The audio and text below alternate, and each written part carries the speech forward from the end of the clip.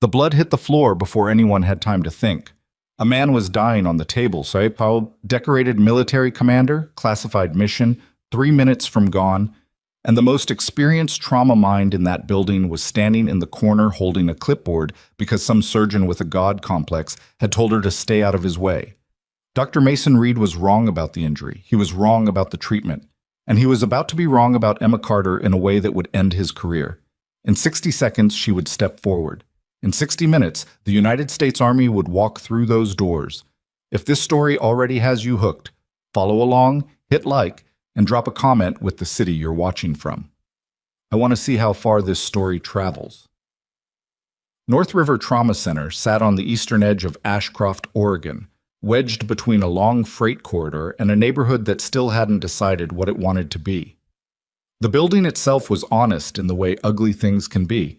Concrete, functional, fluorescent lit, never quite clean no matter how many times the housekeeping crew went through.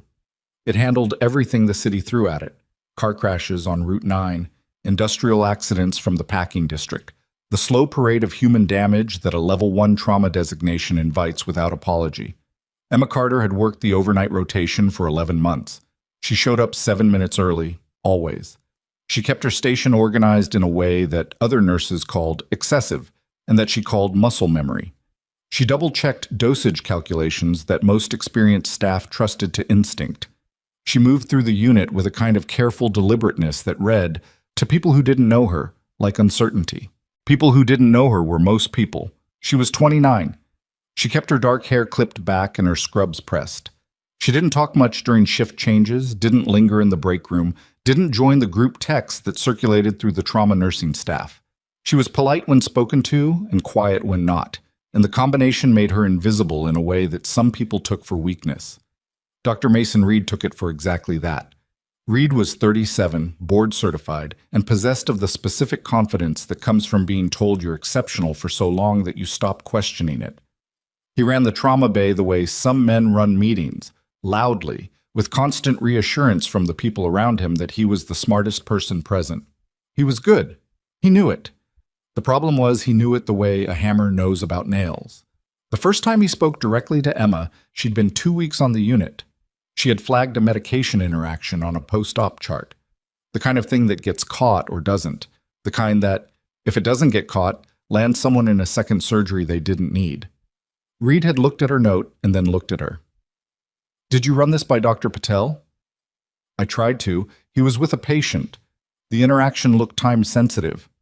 "So you just went ahead and flagged it yourself?" "Yes." He'd stared at her for a moment like she was a piece of furniture that had said something. Then he turned back to the chart, made a note, and walked away without another word. The interaction got corrected. Nothing was said. No acknowledgement, no thanks, nothing. That was the first time. It wasn't the last. Over the following months, Reed developed a particular habit of dismissing Emma in public. Not cruelly, never unprofessionally enough to document, just consistently, reliably, with the casual authority of a man who doesn't think about the weight of his words because he's never had to carry someone else's. He corrected her in front of residents. He redirected questions asked of her to nurses he trusted more. When she spoke up in team briefings, he had a way of continuing his own train of thought that made it clear her contribution had not registered. Carter. That was usually how he opened. Just the last name, like calling a student to account. Try to keep pace with the rest of the team. This isn't a training floor. She nodded. She moved on. Other nurses noticed. Denise Holloway, who had 18 years on the unit and a set of opinions she distributed freely, had pulled Emma aside in October. "He's been doing that since Watkins left," Denise said. "Don't let it in. He's intimidated by people he can't read." "I don't think it's that," Emma said. "No?" Emma thought about it. "I think he just doesn't see me." Denise had looked at her for a moment. "Well, he's going to." Emma had smiled. A small one, a real one, and gone back to work. The night of March 14th started the way most of the bad ones started. Too quiet for too long, and then all at once. Emma was in the middle of a linen count at 11:40 p.m. when the charge desk radio crackled. Incoming trauma. Multiple casualties, the report said. Vehicle accident on Route 9. But that wasn't the only call. There was a secondary notification coming through a channel Emma didn't recognize, routed through the hospital's emergency liaison number, flagged priority in a way she hadn't seen in 11 months at North River. She felt something shift in her chest. Not panic. Recognition. She set down the clipboard. Reed was already in the trauma bay when the first ambulance arrived, 2 residents flanking him and an OR nurse rolling equipment into position. The crash victims came in fast. A family of 4, 2 adults, 2 children, highway speed, rollover. Emma moved into triage position without being asked, assessing, sorting, her hands doing the work before her brain had finished forming the instructions. For the next 40 minutes, the trauma bay was controlled chaos. Reed was good at this, genuinely. He moved fast, made decisions under pressure, barked orders that the residents caught and executed. Emma worked around the edges of his orbit, managing the pediatric victims with a trauma nurse named Osei Agyei, stabilizing the children with a steadiness that didn't look like what it was. The family was going to make it. That was clear by 12:30. At 12:47, the doors came open again. The gurney came through fast, pushed by 2 men in civilian clothes who were not EMTs. Emma clocked that immediately. The build, the posture, the way they scanned the room as they moved. One of them had an earbud. The patient on the gurney was male, 50s, heavily built, wearing clothing that had been cut away in the field. There was a compression dressing on his left chest that had been applied with professional skill. There was blood that had come through it anyway. Gunshot wound left thorax, one of the men said. BP was 60 over palp in transport. He's been drifting. Reed stepped forward. What facility are you coming from? We're not from a facility. Something about the way he said it closed down the follow-up question. Reed moved to the patient and the trauma team reorganized around him. Emma stepped to the end of the gurney and looked at the man's face. Pale, slack, the particular gray that comes with blood loss past a certain threshold. His chest moved, but wrong, shallow and uneven. She looked at his neck. The left jugular was distended. Not dramatically, not the textbook photograph, but present. There was a slight deviation in the trachea, just a few millimeters off center. His breath sounds, when she leaned close, were asymmetrical. She straightened up. Reed was calling for a chest x-ray and ordering fluids. The residents were moving. The monitors were alarming and resetting, oxygen saturation hovering at 84 and sliding. Dr. Reed, Emma said. He didn't turn around. Dr. Reed? Louder. I think he has a tension pneumothorax. Reed glanced back over his shoulder. The look lasted less than a second. I'm managing a hemothorax. Get me that x-ray. His trachea is deviated, JVD on the left. His breath sounds Carter. He turned fully, and his voice was the kind of quiet that carries. I said, get me the x-ray and step back.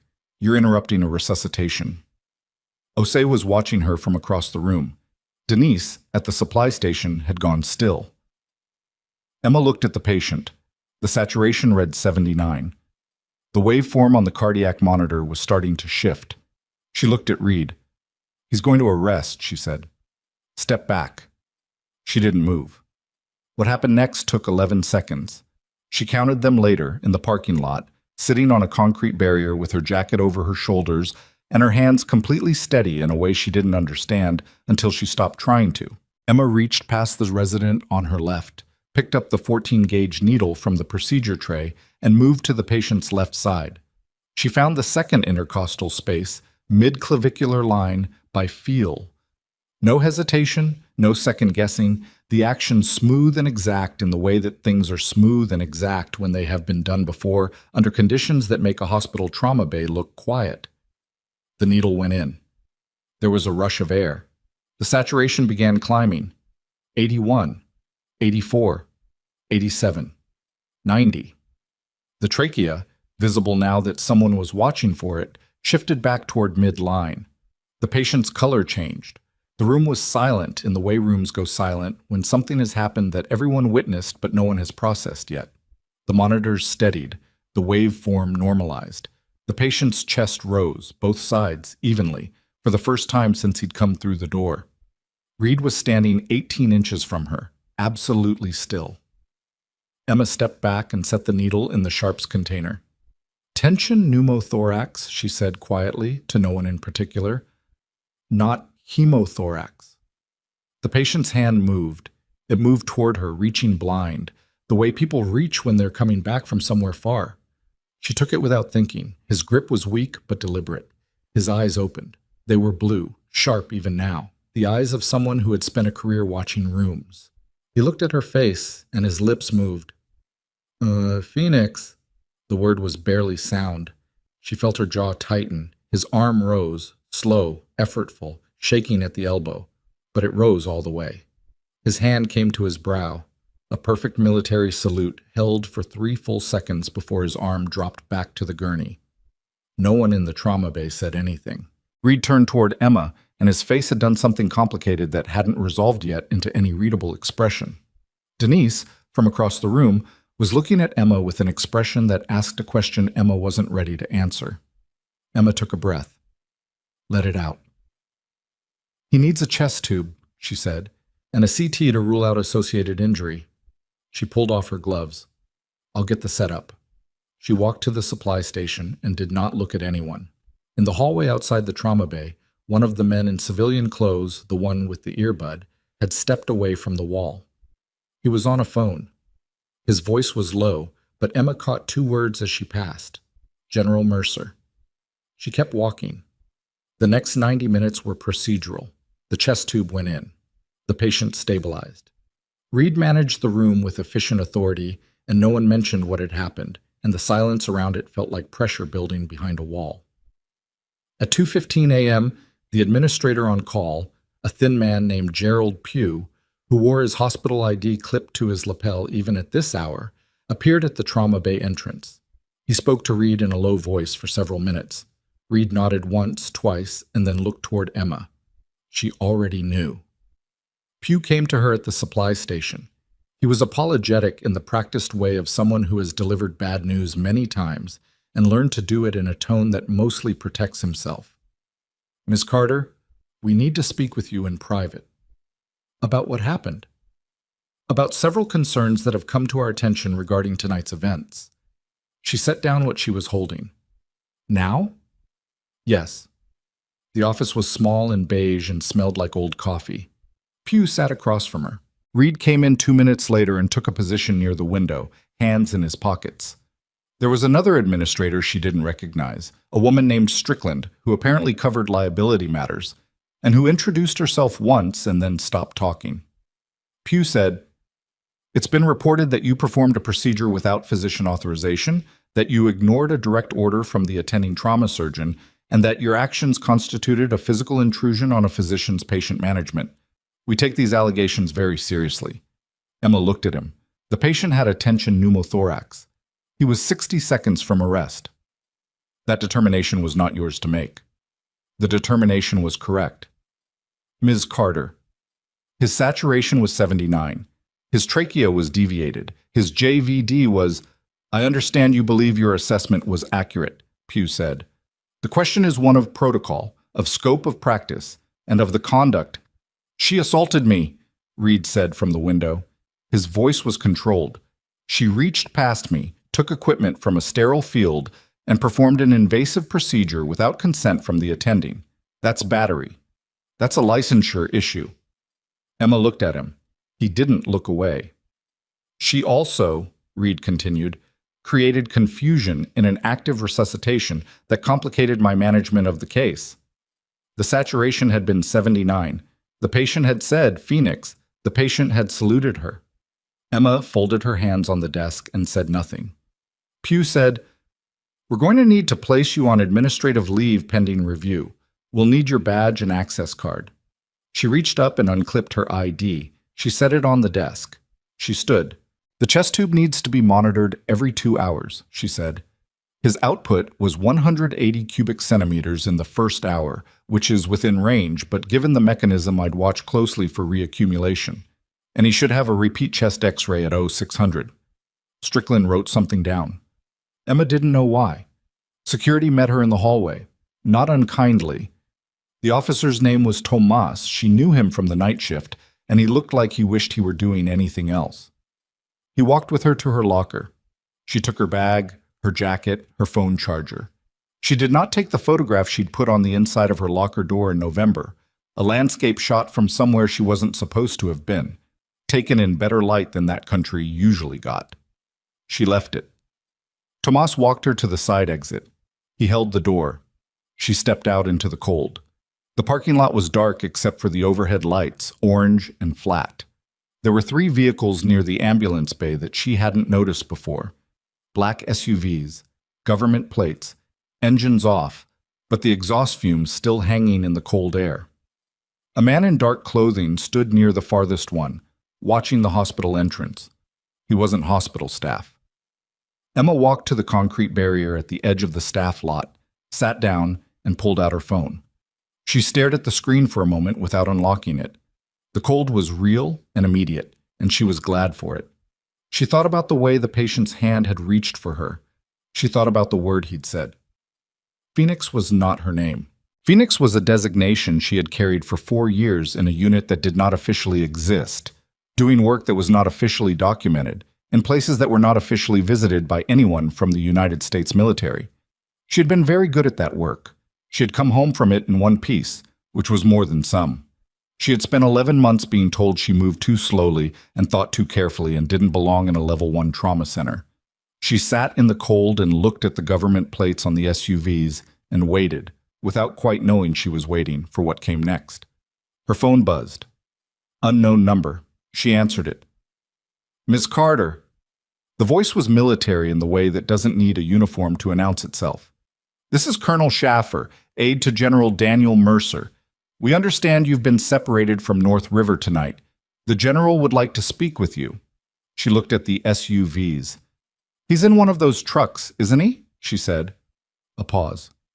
"Yes, ma'am." She stood up, straightened her jacket, and walked toward the vehicles. The door of the center SUV opened before she reached it. Inside the hospital, Dr. Reed was writing his incident report. He was thorough and precise, and the version of events he set down on paper felt, as he wrote it, like the truth. He had managed a complex trauma. A nurse had interfered, had created confusion, had performed an unauthorized procedure. The patient had stabilized. That was fortunate. That was a result of the chest tube and the fluid resuscitation and the rapid response of his trauma team. He had handled a difficult case under difficult circumstances, and the documentation reflected that. He did not write about the saturation number. He did not write about the tracheal deviation or the JVD. He wrote what he needed to write, and it was complete, and he submitted it at 2:51 a.m. and went to get coffee. In Trauma Bay 2, the man whose name no one on the trauma staff had been given yet, the man with the government plates in the parking lot and the classified compression dressing and the blue eyes that had found Emma Carter's face in a room full of noise. That man was awake. He had been awake, in fact, for some time. He lay still and quiet, the way he'd learned to lie still and quiet in places where stillness was survival, and he listened to what the nursing staff said to each other, and he asked one question of the night tech who came to check his chest tube output. "The nurse," he said, "the one who was here when I came in, dark hair, calm. Where is she?" The tech hesitated. "They sent her home," the tech said. "Tonight. I think there was an incident report." The man was quiet for a moment. His expression didn't change. It was the kind of face that had learned not to change in response to things that made other faces change. "Get me a phone," he said. "Sir, it's 3 a.m. "Get me a phone," he said again, and the tech went to get a phone. The tech came back with a hospital-issue cordless handset and set it on the bedside tray without making eye contact. The man in bed 2 took it, waited until the tech had gone, and dialed from memory. It rang twice. "Mercer." The voice on the other end was awake, completely, no trace of sleep in it. "It's Walker. They fired her." A pause, but not a long one. "I know. I'm in the parking lot." Commander Ryan Walker looked at the ceiling. The fluorescent light above him buzzed at a frequency that he had cataloged and was ignoring. His chest hurt in the specific way that chest tubes hurt, a deep internal ache that wasn't quite pain and wasn't quite pressure, just a persistent wrongness that reminded him with every breath that something had been very close to ending tonight. She called it from across the room, he said. Reed had already made his determination. She called it anyway. I know that too. They fired her for it. Ryan, Mercer's voice was measured. I heard you. I know what I'm looking at. Then what are you doing in the parking lot? Another pause. Talking to her. Walker closed his eyes. Don't let her leave, he said, and set the phone down. The interior of the SUV smelled like recycled air and black coffee, and the particular staleness of a vehicle that had been running for a long time without anyone paying attention to it. Emma sat in the rear passenger seat. General Daniel Mercer sat across from her, which meant he'd gotten out of one vehicle and into this one, which meant he'd been watching for her. She noted that. He was in his late 50s, gray at the temples, the kind of man who wore authority without advertising it. He had colonel's eyes, the kind that had learned to evaluate things quickly and file the evaluation away before anyone noticed it happening. He didn't open with pleasantries. Commander Walker made a phone call 20 minutes after you left, he said. Before that, he was unconscious. He stabilized faster than I expected, Emma said. His baseline conditioning is probably better than most. He wanted to know where you were. She looked at him steadily. I'm here. You know who he is. I know the word he said to me. That's all I know right now.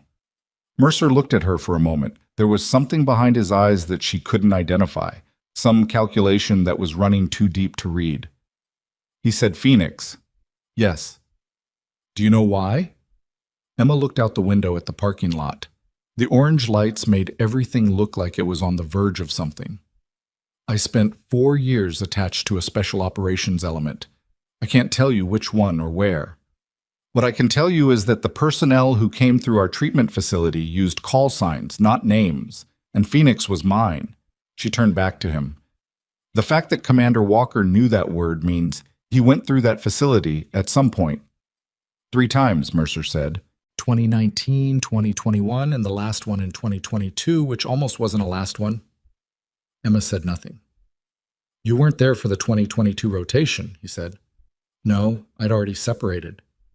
Why did you separate? She'd been asked that before, in other contexts, and she always gave a version of the same answer. Tonight she was sitting in a government SUV at 3 in the morning, having just been fired for saving a man's life, and the version she gave was shorter than usual. I was done, she said. Mercer nodded, slowly, like that meant something to him. He wanted to know your name, the actual one. His unit only ever knew you by the call sign. A lot of them did. He said, Mercer stopped. He looked at his hands for a second, which was the first genuinely unguarded thing he'd done since she'd gotten into the vehicle.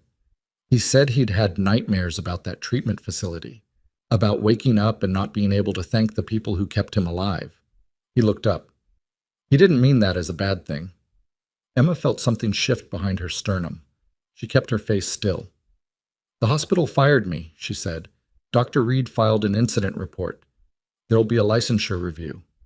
Yes. That's not a small thing. No, Mercer agreed. It's not. He leaned forward slightly. Ms. Carter, Emma, I need you to understand what I'm about to tell you. Commander Walker wasn't on a routine operation tonight. The circumstances of how he came to be in your trauma bay are classified and will remain classified. What is not classified, what cannot be classified, is what you did for him tonight and what this hospital has done to you as a result.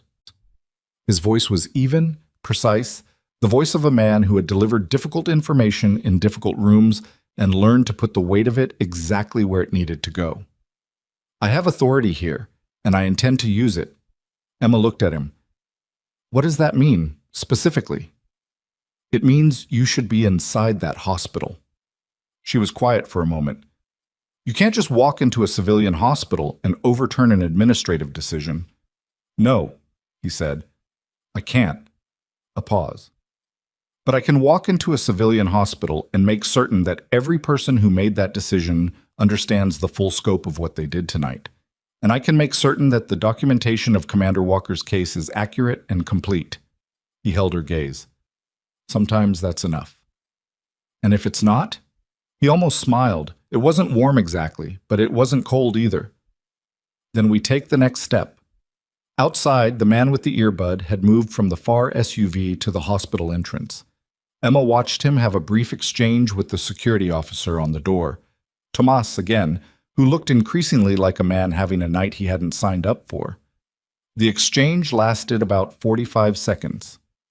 Then Tomas stepped aside. Emma turned back to Mercer. What does Commander Walker's file say? His unclassified record. 18-year career, multiple combat deployments, medically retired after 2022, reinstated at his request in a non-combat advisory capacity. Mercer paused. Decorated. Specifically, he holds a commendation for actions taken during an extraction in 2019 that resulted in the recovery of 4 team members under active fire. Another pause, deliberate. The citation mentions that the survival of 2 of those members was contingent on field medical intervention during transit. He was not the medic. He improvised. Emma absorbed that. He understands what it cost, Mercer said simply, to do that kind of work. He understood it when he watched you do it tonight. She didn't answer. There wasn't really an answer to give. Mercer reached into his jacket pocket and produced a flat leather card case. He took out a single card and set it on the seat between them. That's a direct line. Day or night. He looked at her steadily. I'd like you to come back inside. You don't have to, but I'd like you to. Emma looked at the card.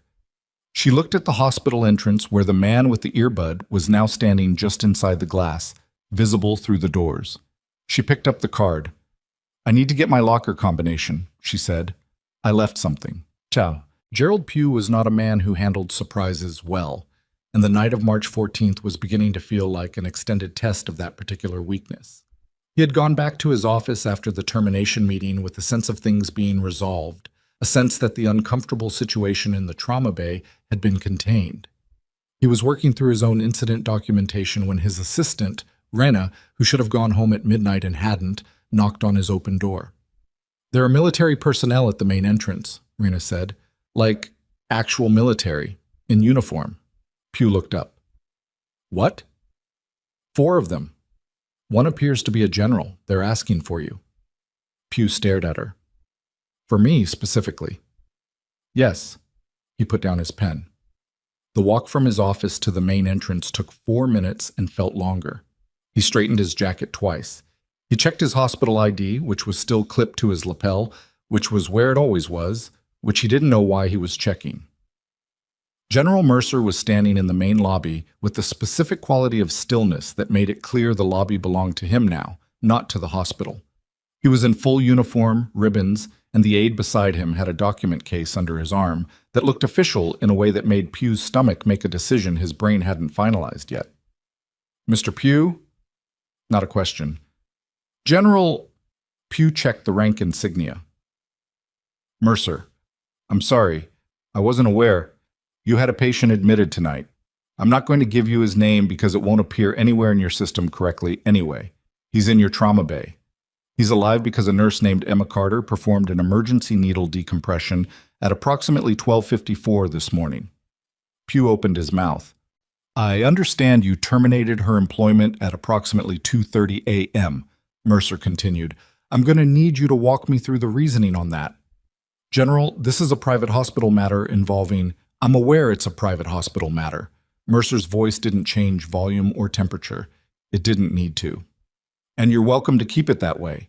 All I need from you tonight is a conversation about the patient in Trauma Bay 2 and the circumstances of his care.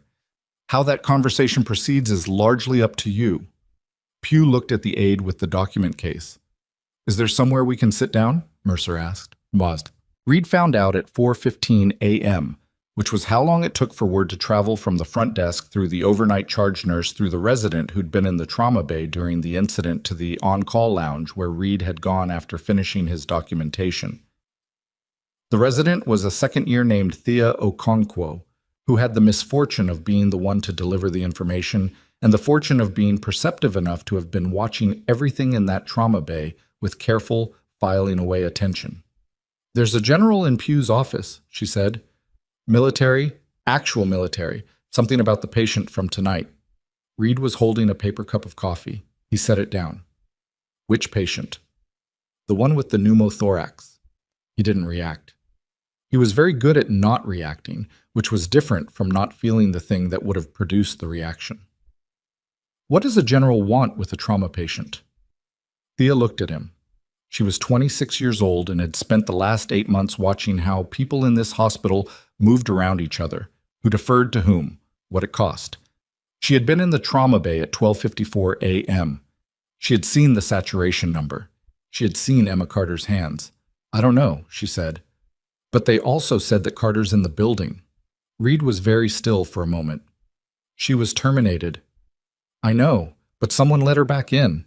He picked up the coffee cup again, set it back down, stood up. Who authorized that? I don't know, Thea said again, and this time she let the pause after it sit there without filling it, which was its own kind of answer. Reed walked out of the lounge. In the hallway, he almost collided with Denise Holloway, who was coming from the direction of the trauma bay with the particular purposefulness of someone who had been waiting for a reason to move fast. Where is she? He said. Denise looked at him with the absolute flatness of a woman who had made her assessment and was done revising it. She's with her patient. He's not her patient. He disagrees, Denise said, and walked past him. Emma had not intended to go back into the trauma bay. She'd retrieved the photograph from her locker. A ridgeline at dusk, low light, the kind of landscape that costs something to get to. And she was folding it into her jacket pocket when the night tech who'd gotten Walker the phone appeared at the end of the hallway and told her that the patient was asking for her again. She stood there for a second. Then she went. Walker was more present than he'd been when she'd last seen him, which was a good sign, and also meant that he'd be feeling the chest tube properly now, which was not. He tracked her when she came in. His color was better. His hands, resting on the blanket, were still. You came back, he said. You called the general. Yeah. No apology in it. I did. She checked the chest tube output, within range as she'd told them it would be. And then she looked at him. His face was weathered in the specific way of men who had spent years in places with no climate control and too much sun. There were lines around his eyes that weren't from age exactly, or not only from age. Phoenix, he said, I didn't think I'd find out your name. Carter. Emma. I know, Mercer told me. He was quiet for a moment, looking at the ceiling. 2019, Kandahar Province. I came in with a fragment wound to the upper abdomen and a teammate who shouldn't have survived the flight. Emma said nothing. There was a nurse at the facility, didn't talk much, had hands that never shook. He glanced at her. She kept Soto alive for 6 hours until the surgeon could get to him.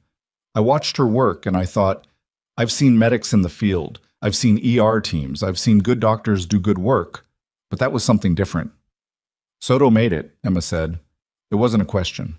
He's in San Antonio with his wife and 3 kids, Walker said. He coaches his son's baseball team on Saturdays. He let that sit for a moment. He doesn't know your name either. None of us did. Emma looked at the output drain.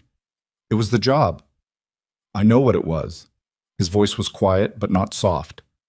That's why I'm telling you. She moved to adjust the tube positioning, and he winced, involuntary, quickly suppressed, the wince of someone who doesn't allow themselves to show pain in front of other people and loses that fight occasionally anyway.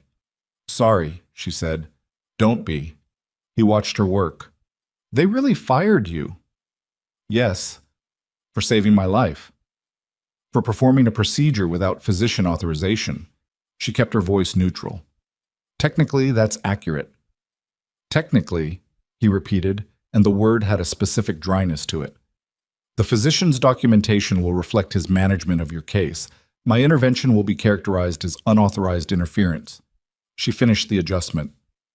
That's what the incident report says. Walker was quiet for a moment. I was conscious when you did it. She looked at him. Not fully, but enough. His eyes were direct and steady. I heard what Reed said to you. I heard you tell him what was happening. I heard him tell you to step back. He held her gaze. I heard you step forward anyway. The room was very quiet. In the corridor, she could hear footsteps, more than usual for this hour, purposeful ones. There's going to be a review, Emma said. Yes. It might not go the way you'd want it to. Probably not, on its own. He shifted slightly, held the wince down by force of will. But it's not going to be on its own. Before she could answer, the door opened. It wasn't a knock and enter, it was just an enter, the kind of door opening that assumes the right of access, and Emma knew who it was before she turned around. Reed stood in the doorway. He was still in his scrubs, still holding the paper coffee cup, and he looked at Emma with an expression that had been aiming for authority and landed somewhere closer to a man who has walked into a room and immediately understood that the room is not configured the way he expected. He looked at Walker. Walker looked back at him. "Dr. Reed," Walker said. His voice was pleasant in the way that isn't. "I need to speak with Ms. Carter," Reed said, "privately. She's my nurse. She's not employed by this hospital. I'm aware of that." Walker's hands were still on the blanket. "I'm asking her to stay." Reed looked at Emma. "This is inappropriate. You were terminated. Your presence in a patient room. The general authorized my access," Emma said. "You can verify that with Mr. Pugh." Something moved across Reed's face. Not anger exactly. Something worse. The specific expression of a person who has sensed a structure shifting beneath them and doesn't yet know how far the movement goes. "What did you tell them?" he said. "About tonight." Emma looked at him for a long moment. He was 37 years old, and he had graduated near the top of his residency class, and he had genuinely saved lives in this trauma bay. She knew that. None of it was the part that mattered right now. "I told them what happened," she said. "Your version." "The only one I have." Reed's jaw moved. He glanced at Walker, who had the expression of a man who is watching something and memorizing it, and then he looked back at Emma. "The patient's outcome was a result of the trauma team's management. The chest tube, the resuscitation."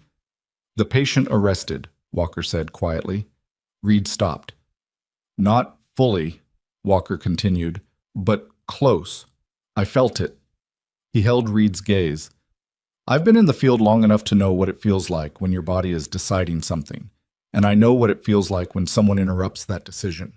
He paused. She interrupted it. The fluorescent light above them buzzed. Somewhere in the hall, a door opened and closed. Reed said very carefully, "You were unconscious." "I was partially unconscious." Walker's voice didn't change. "Which is not the same thing." Reed set his coffee cup on the counter near the door. He looked at Emma one more time. The expression on his face had completed whatever journey it had started when he'd walked in.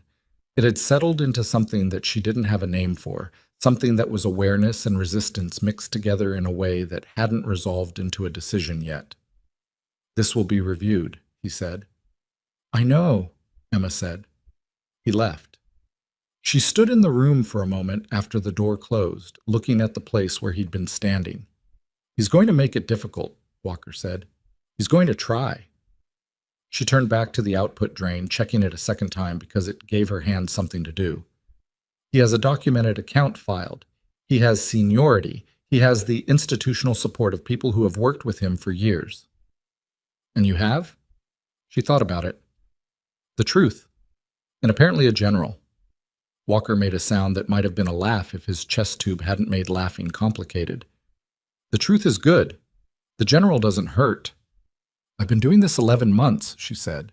11 months of keeping my head down and doing the work and not asking for anything. And in 11 months, the only time anyone in this building looked at me directly was when I did something Reed didn't want me to do." Walker was quiet for a moment. "What would you have done, tonight, if no one had been watching?" She looked at him. "The same thing." "I know," he said. "That's what I thought." In Pugh's office, General Mercer had been precise and methodical in the way that men who have spent careers in logistics and command tend to be. He had not raised his voice once. He had not needed to. He had explained, in measured terms, that the patient in Trauma Bay 2 was traveling under a cover identity for classified reasons that Pugh did not have clearance to receive, but that the military had significant interest in the documentation of his care. He had explained that the preliminary incident report filed by Dr. Reed would be subject to review against the medical record, against the monitor outputs that were logged automatically and could not be edited retroactively, and against the account of the patient himself, who was cooperative and alert and had expressed a specific wish to provide a statement. He had then opened the document case. The aide removed 3 folders, set them on Pugh's desk. The top one was marked with a classification banner that Pugh wasn't sure he was supposed to be seeing. "You don't need to read those," Mercer said, "but I want you to understand that they exist." Pugh looked at the folders. "What are they?" "The personnel record of Emma Carter." Pugh was quiet. "Her time as a civilian nurse in this hospital is a small portion of her professional history," Mercer said. "Her training, her field experience, her documented case outcomes in operational settings, those are in that file." He left his hand resting on top of the stack. "A nurse with her background performed an emergency procedure on my patient tonight that the attending physician failed to perform. The attending physician has filed documentation characterizing her action as unauthorized interference." He met Pugh's eyes. "I want to make sure that we have a shared understanding of the full picture before any of that documentation becomes permanent." Pugh looked at the folders for a long moment. He was a practical man, which was the thing that had gotten him into hospital administration, and the thing that was going to get him out of this room intact. "The termination was filed," he said. "We'd need to formally reverse it. I understand processes. And the incident report, that's Dr. Reed's documentation. I can't simply—" "No one is asking you to alter documentation," Mercer said. "I'm asking that the review of that documentation be thorough, that the automated monitor logs be included, that the patient's account be solicited." He paused. "And that whoever conducts the review be aware of Ms. Carter's complete qualifications." Pugh sat with it for a moment. He was thinking Emma would have recognized if she'd been watching, in the specific way of someone doing the math on what a lawsuit looks like versus what a cooperation looks like. "She'd have to be willing to come back," Pugh said. "She's already in the building." Pugh blinked. "She's checking on her patient," Mercer said simply. By 5 a.m., the night shift had developed an awareness that something was happening without anyone being able to articulate exactly what. The kind of information that travels a hospital floor at that hour doesn't move in complete sentences. It moves in glances, in the trajectory of footsteps, in the particular way Denise Holloway had positioned herself at the charge desk, like someone who wasn't going anywhere and wasn't pretending otherwise. Thea Okonkwo was charting at a workstation near the end of the hall when she heard Reed's voice from the direction of the attending lounge. She couldn't make out words, just tone. The specific tight-edged tone of a man talking to someone who wasn't responding the way he'd anticipated. She pulled up the overnight monitor logs on her system. It was technically within her access as a resident. She wasn't sure it was technically appropriate for the moment, but she opened the file anyway. The 1254 entry was there. Oxygen saturation, 79. Heart rate, 118 and irregular. The subsequent entries tracked the needle decompression. There was no notation in the clinical system, just the raw data, the numbers, the automatic timestamps that didn't care about incident reports or physician authority. 94. She looked at those numbers for a long time. Then she looked at the physician notes section, which contained Reed's entry from 2:51 a.m., and she read it carefully, and she read it again, and she sat with what she was reading against what the monitor logs showed, and she made a decision. She printed the monitor log. She folded it and put it in her pocket. She wasn't sure yet what she was going to do with it, but she was keeping it. At 5:22 a.m., Reed came out of the attending lounge and walked toward the trauma bay. He pushed through the door without slowing down. Emma was at the bedside. Walker was awake. Mercer was standing near the window with his hands clasped behind his back, which was how Emma knew that he had anticipated this moment. Reed looked at Mercer, then at Walker, then at Emma. His face had the quality of a structure that has been put under more load than the design accounted for. "There's going to be a formal review," he said, "of tonight's events. The board will have full documentation," Mercer said, "including the patient's account." Reed looked at Walker. Walker looked back at him. "I'd like to give a statement," he said, "about my care." "You're a patient," Reed said. "Your medical experience isn't—" "I'm a patient who was conscious during portions of my treatment," Walker said, "and who has significant experience evaluating trauma response in field conditions. My account will reflect what I directly observed." The word directly landed in the room and stayed there. Reed put both hands flat on the counter by the door. He was looking at Emma. She met his gaze. She wasn't trying to make anything happen with the eye contact. She was just there, present, not flinching, and she'd had enough practice not flinching in rooms considerably harder than this one. "You violated protocol," he said. It came out quieter than he'd intended, almost like a question. "I saved his life," she said. "You can review the monitor logs." Something in his face changed. A small change, the kind that might not be visible from more than 3 feet away. He knew about the monitor logs. She could see that he knew. His hands came off the counter. He straightened. He looked once more at Mercer, who returned the look with the patient stillness of a man who has time on his side. Then Reed left. Emma let out a breath she hadn't entirely realized she was holding. Walker was watching her. "He looked at those logs before he came in here," he said. "Probably," she said. "He knows what they show." "Yes." Walker was quiet for a moment. "So what happens now?" Emma looked at the door Reed had just walked through. Outside, she could hear the early sounds of the day shift starting. The shift change noise, a different quality of movement. In the corridor, the hospital waking up into its regular self. "Now," she said, "people start finding out." She didn't mean it as a threat. She wasn't built for threats. She meant it the way she'd meant everything tonight, as the plainest possible statement of what was true. The monitor logs existed. Walker's account existed. The automated timestamp at 12:54 a.m. existed. Mercer's folders existed. And in Thea Okonkwo's pocket, folded carefully along the original print lines, so did the paper that made it all irrefutable. Down the hall, Reed had stopped outside his own office door. His hand was on the handle. He was not moving. He was standing very still, the way a person stands when they are running a calculation that keeps returning an answer they don't want. And the corridor was filling with day shift staff who flowed around him with morning shift energy and coffee cups, and no idea that the man standing at that door had just come from a room where the story he'd written at 2:51 a.m. had met the story the machines had been writing since midnight. His hand tightened on the handle.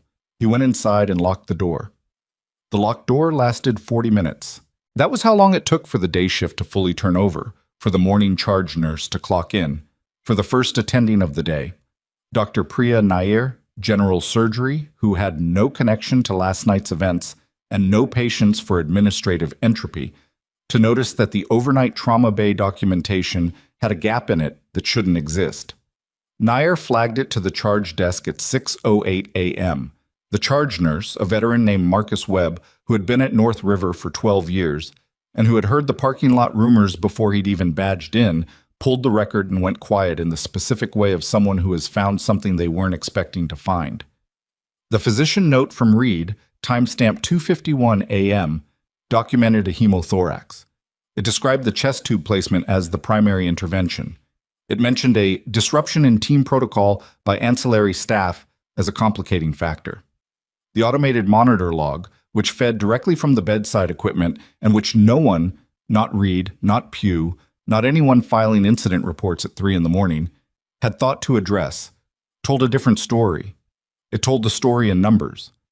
Saturation of 79 at 12:53. The climb beginning at 12:54, exactly 1 minute and 40 seconds before the physician notes claimed chest tube timeline began. Webb printed both documents side by side. He stared at them. He put them in a folder. He was still holding the folder when Thea Okonkwo appeared at the charge desk and set her own printout on the counter. They looked at each other. "I was in the room," Thea said. Webb nodded slowly. "I know. I want to go on record." He picked up both sets of papers, aligned them carefully, and placed Thea's printout on top. "Let me call Dr. Nair," he said. Emma had not gone home. She'd meant to. Mercer had told her to get some sleep, had said the review process would take time and that she should be rested when it did, and she had agreed in the way you agree to things when you have no intention of actually doing them. She'd gone to the family waiting area on the second floor instead, a room with chairs that were upholstered in the wrong shade of green and a television mounted high on the wall, and she'd sat in the corner with her jacket pulled around her and her phone face down on the armrest. She didn't sleep. She didn't expect to. What she did was sit with the quiet, which she'd always been better at than most people. In the unit, in the field, in every room she'd ever occupied that was about to turn into something she'd have to manage. She'd learned how to use the quiet before it ended. Not to brace against what was coming, just to be completely, entirely present in the moment before the next one arrived. Her phone buzzed at 6:31 a.m. Denise. They're pulling the monitor logs. Webb has them. Okonkwo talked. Emma looked at the message for a moment. Then she typed back, "Is Reed in the building?" The response came quickly. "His office light is on." She put the phone down. The thing about Reed, and she'd thought about this more clearly in the last hour than she had in 11 months, was that he wasn't incompetent. That was the part that made it complicated. He was a surgeon who had made a wrong call under pressure, and then he had buried it, and the burying was the part that turned a mistake into something else. She'd seen it before, in other contexts, in institutions that ran on hierarchy, and the assumption that rank correlated with accuracy. The mistake itself was survivable. The cover was the thing that wasn't. She stood up, stretched her neck, picked up her jacket.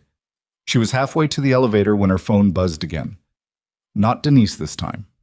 Mercer's number. "There's a development," he said when she answered. "I heard. The monitor logs." "Not just that." A brief pause. Reed put in a call at 6:15 to the hospital's legal counsel. "We intercepted the communication. I won't explain how. He's asking about the scope of his documentation liability in the event of a formal medical board complaint." Emma stopped walking. "He's already thinking about the board," she said. "He's already thinking past it. He asked the council about the weight given to attending documentation versus automated system data in licensure proceedings." She stood in the hallway outside the elevator bank and processed that. "He's trying to figure out whether the monitor logs can outweigh his written record." "Yes." "And?" "They can," Mercer said, "especially with a resident witness, especially with my patient's statement." A beat. "He knows that now, which means the window for him to manage this quietly is closing, and he knows that too." "What does he do when the window closes?" "That's what I'm trying to anticipate." Mercer's voice was careful. "Emma, I need you to stay in the building." "I wasn't going anywhere. I mean, stay visible. In the building, on record, accessible. Don't give anyone a reason to characterize your presence as irregular." She understood what he wasn't saying. Reed was out of good options, and men out of good options had a habit of reaching for bad ones. "You think he'll try to reframe this morning?" "I think he'll try something. I don't know what yet." Another pause. "Walker is asking for a formal statement to be taken. I've got Colonel Schaffer coordinating with the hospital's patient advocate. That process starts at 8 a.m. "Okay. Are you all right?" The question surprised her, not because it was intrusive, but because it was genuine, and she hadn't had many genuinely asked questions in the last several hours. She thought about it honestly. "I'm tired," she said, "and I'd like my job back. And I'd like to be in a world where performing the correct medical intervention doesn't require a general to undo the consequences." She paused. "But I'm all right." "Fair enough," he said, and ended the call. Reed came out of his office at 7:40 a.m. He had changed into clean scrubs, which meant he'd had a go bag in the office, which meant some part of him had planned for a long night even before the night became what it became. His face was composed in the way that took effort to sustain, and the effort was visible if you knew what to look for. He walked to the charge desk. Webb was there. The folder was not— Webb had moved it, Emma learned later, to the medical director's inbox at 7:15 a.m., which was the correct procedure, which was also exactly what Reed had not anticipated. "The patient in Trauma Bay 2, Reed said. "I need his updated chart." Webb looked at him. "The chart's been flagged for administrative review." "I'm the attending of record." "Yes, sir. The flag was placed this morning by Dr. Nair per protocol on documentation discrepancies. You'd need to speak with her about access." Reed's jaw moved. "Where is she?" "I believe she's with the medical director." He stood at the counter for a moment. Around him, the morning shift moved with its regular energy. Nurses transferring patients, an orderly pushing a supply cart, a family asking about visiting hours at the far end of the desk. The ordinary machinery of the hospital going about its business, indifferent to the specific way his morning was unraveling. He turned and walked toward the medical director's office. Emma was at the end of the corridor. She'd come down from the second floor because Denise had texted her that Reed was moving, and because Mercer had said stay visible, and because she'd spent 11 months being invisible in this building and she was done with it. She didn't step into his path. She just stood at the end of the hall, and he saw her, and he stopped. They were maybe 30 feet apart. He looked at her the way you look at a problem that has gotten outside the boundaries you'd set for it. She didn't move. He walked past her without speaking. Mutt. The medical director was a 61-year-old cardiologist named Dr. Helena Strauss, who had been running North River's clinical operations for 9 years, and who had a reputation for being difficult in the specific way that people who don't tolerate carelessness are called difficult. She had come in at 6:45 that morning after a phone call from Pew, and she had spent the first hour reading documents and asking questions, and by the time Reed knocked on her door at 7:52 a.m., she had a very complete picture of a night she had not been present for. Reed came in. He did not wait to be asked. Strauss looked up from the monitor log printout. She did not ask him to sit. "I need to understand the documentation inconsistency," she said. "Specifically, the 13-minute gap between the monitor log saturation event and the timeline in your physician note. There was a disruption in the bay," Reed said. "The sequence of events was complicated by the unauthorized—" "Dr. Reed," her voice was not loud. It was the voice of someone who has had this kind of conversation before and has learned that the calmer you are, the more clearly everything else shows. "I've read your note. I've read the monitor log. I've spoken with Dr. Okonkwo." She set the printout down. "I'm asking you to explain the 13-minute gap." He was quiet for a moment.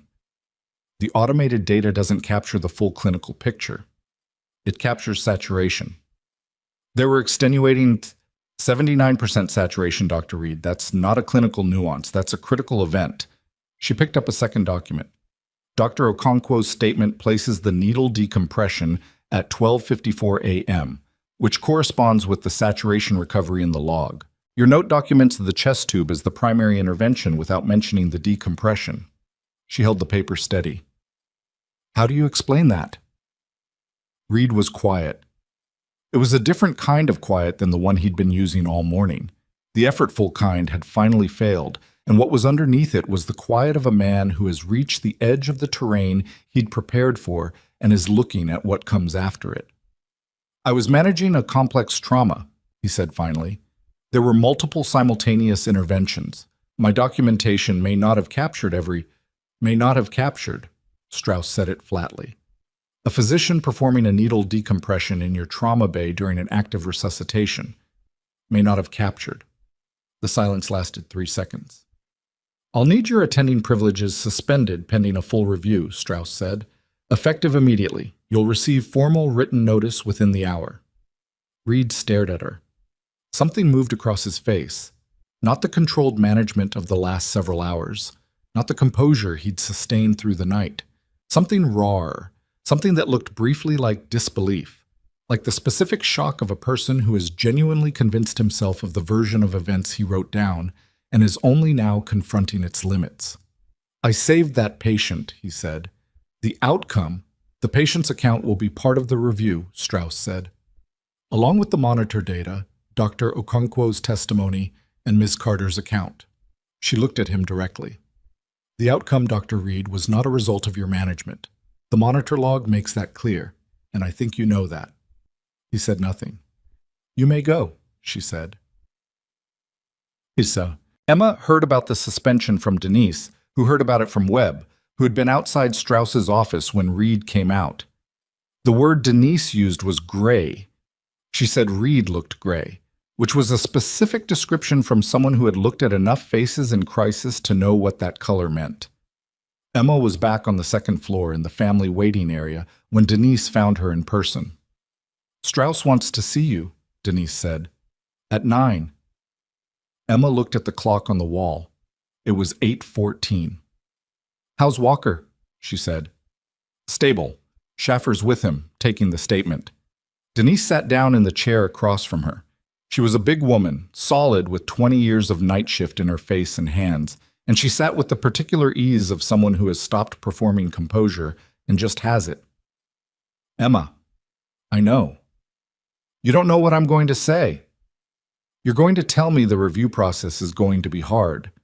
That even with the logs and the testimony, getting my job back through the formal channel takes time. That Reed has lawyers, and the hospital has lawyers, and those things matter. Denise was quiet for a moment. He filed a second addendum to the incident report, she said, at 7:30 this morning, before Strauss suspended him. Emma looked at her.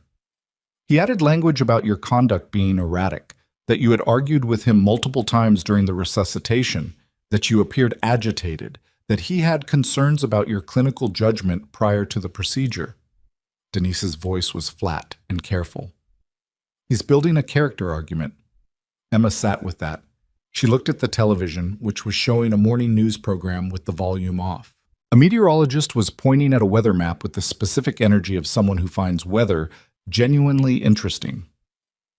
He filed it before Strauss suspended him, she said. Yes.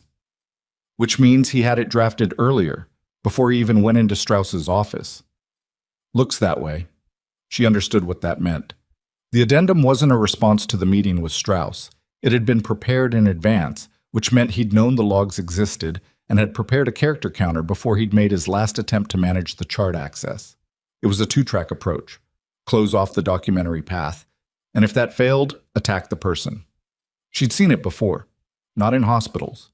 In rooms where the stakes had been considerably higher and where the people doing it had been considerably more practiced, and where she had been a lot younger and a lot more surprised by how far someone would go to protect a story they needed to be true.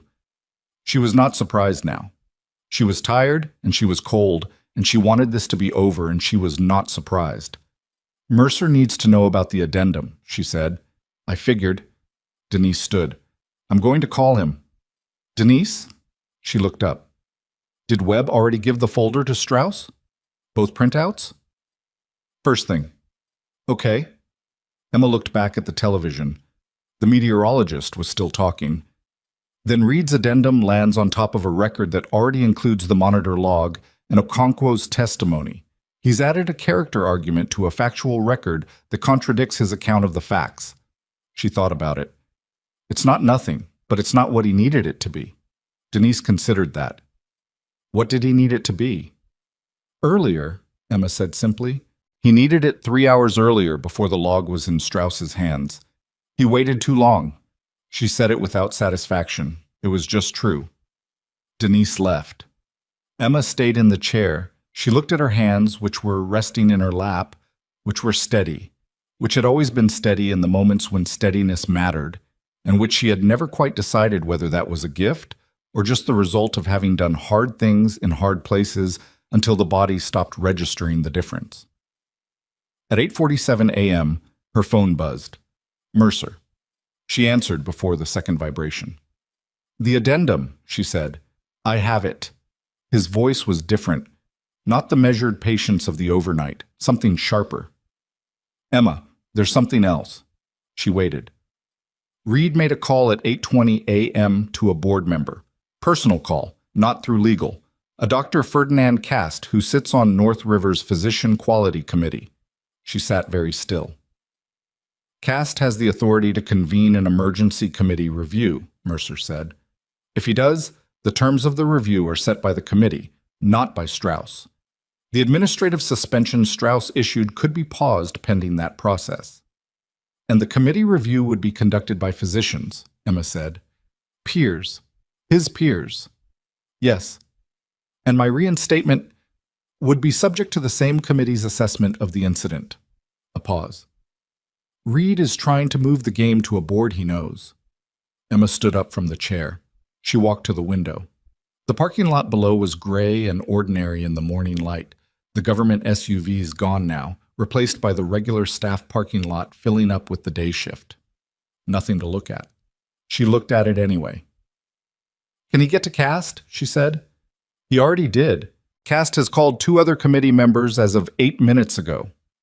So the committee convenes, potentially today. Strauss is fighting it, but Cast has the standing.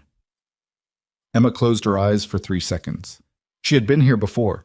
Not this specific thing, not this specific room, but this specific shape.